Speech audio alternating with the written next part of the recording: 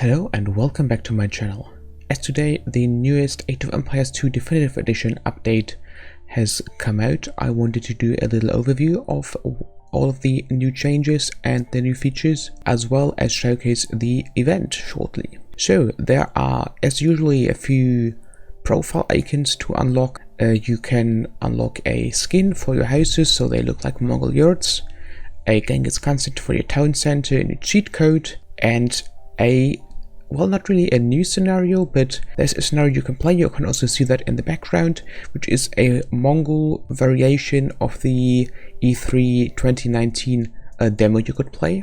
It comes with a leaderboard and all that jazz, so you can definitely get into that, and you will also need to reach certain score levels there to unlock those goodies. As usually, a few changes to stability and performance have been done, and there is also now the option to ban players from lobbies and to have a more detailed look at your recently played with people. But now to the meat of this update, the civilization balance changes. In terms of general changes, we got the battle elephant and the elite battle elephant to deal only 25 instead of 50% trample damage. This should no longer enable them to trade cost efficiently with pikes and halberdiers, and also the condottiero. Well, arguably this is more of an Italian bonus, but others can have access to that unit as well, of course, when there's an Italian player on their team. Has an increased attack damage by 1, so instead of 9 it deals 10 damage now. The Byzantines got quite some buffs, both to the elite cataphract upgrade, which now doesn't cost 1600 food but 1200 food, and Logistica has been reduced from 1000 food to 800 food, so it is a lot easier to get those cataphracts to their fully upgraded status, which usually is very expensive and only really justified if your opponent is doing nothing but spamming infantry, which in itself is quite of a questionable choice when you're facing Byzantines. Now, the Italians did not only get the buff to their condottiero, but also +1 melee armor and +1 pierce armor from their unique tech Pavis, also applying to their condottieros, which I think puts them nearly to the stats which they were before they have been nerfed. But I think it's cool that this is actually tied to their unique tech now, which gives you more of an incentive to research that.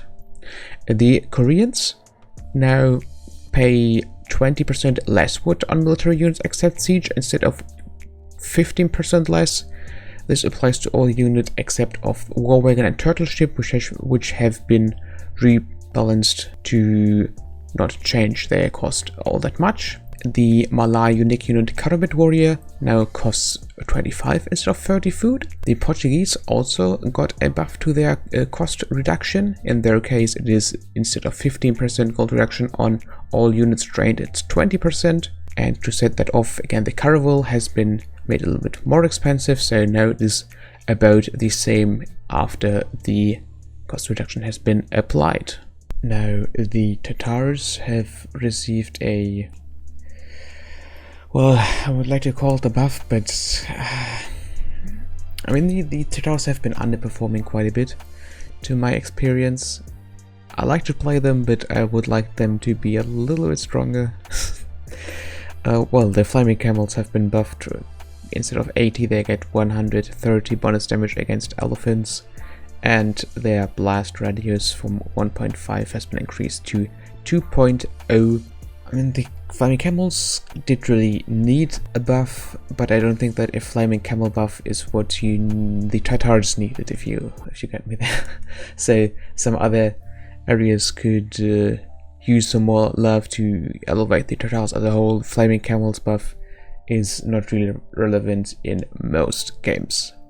Now, actually, the biggest part of this update have been the random map changes.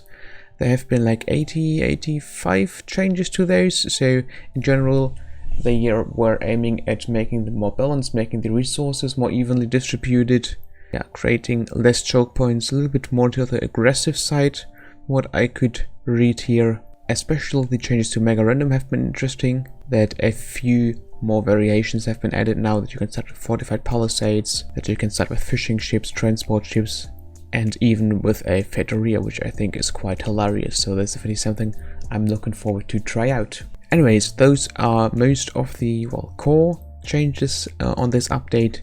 If there's any questions, as always, leave a comment and I'll try to get to you as quickly as possible. The full patch notes are in the description, so if you want to read through all of those map changes, you can do that for yourself there. I wish you a great day and see you next time. Goodbye. This has been Algalema.